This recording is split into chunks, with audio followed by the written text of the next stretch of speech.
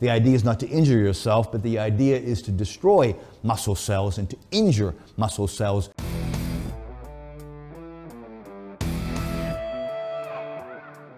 That style useful or can be productive for everyone, even natural bodybuilders. Yeah, absolutely. You need more recovery time. When you train this hard, like Sergio and I have been, I mean, you need to recover. I mean, he's used to like resting, 3 days or so and doing legs again.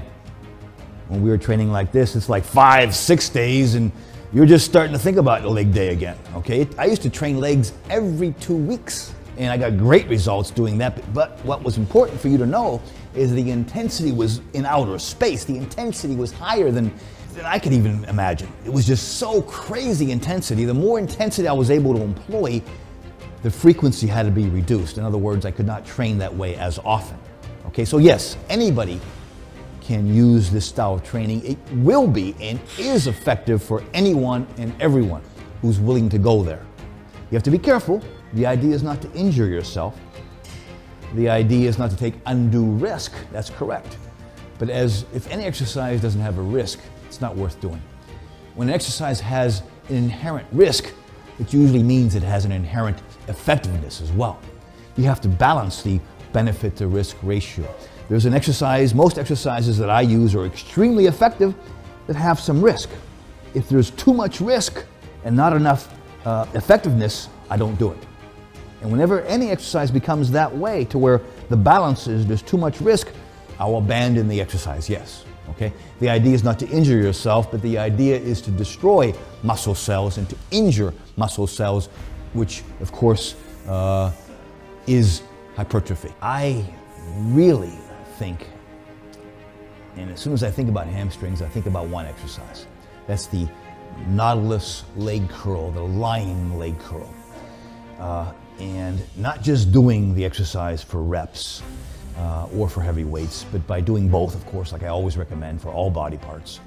But at the end of your set, when you can't do any more, having your partner give you assisted positive reps. I think stiff-legged deadlifts are really tough on your lower back.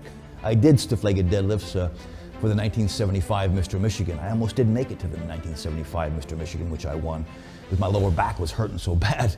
In 1981, we wore big trunks.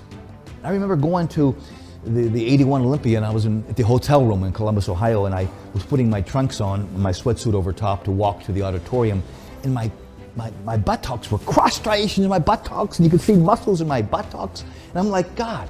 I said, Joe, my training partner's name was Joe, I said, too bad we can't show this muscle. And 20 years later, everybody's showing their buttocks. And this happened to me by doing, of course, a stringent diet, but by doing the leg curls, as I suggested, really worked my buttocks and my hamstrings in an unbelievable way. So whenever I think about hamstrings, I think about what I just told you. Well, it's impossible to squat flat-footed when I have my feet that low on the platform, first of all. So from a purely anatomical, structural conceptualization, my heels are going to come off the platform. Okay, my heels will come off the platform. If you position your feet correctly, like a duck with your heels together and very low on the platform. Yes, it does put a little excess stress on your knees, but if you have enough flexibility, which you should have, it will allow you to really train the vastus lateralis more predominantly. And that's my goal. The goal of hack squats is to really develop the vastus lateralis, the muscle which gives you the teardrop look. And by coming on your toes and bringing your heels and then coming to the top of the movement and flattening your heels out, it really brings the vastus lateralis into play. Keep in mind that it's impossible to shape a muscle. I'll repeat that. It is impossible to shape a muscle, but you can develop one head more than the other. The quadricep has 4 different heads, and it's possible, most definitely with this technique, to put more stress on the side of your quadricep, the vastus lateralis, and give you more of a teardrop look. My legs were never really that big, but I had that teardrop, okay? When I walked on stage, it was like it gave me that kind of look that nobody else had in the 70s and the 80s and the 90s. Finally, I think people are getting it, and they're learning how to train legs. And these people nowadays, pro bodybuilders nowadays, have unbelievable legs. But back in my day, nobody else had them. That's why I stay on my toes and bring my heels off the platform and flatten my heels out. But one thing I do at the very top of the movement, before I lock out or partially lock out, I do tighten my buttocks very hard. So I'm stretching and completing the movement by tightening my buttocks, but my heels naturally do come off the platform and I'm on my toes. If you do squat correctly and do the hack squats like this, that's all you'll need. I mean, people nowadays do squats and they do hack squats and they do this other exercise, leg presses.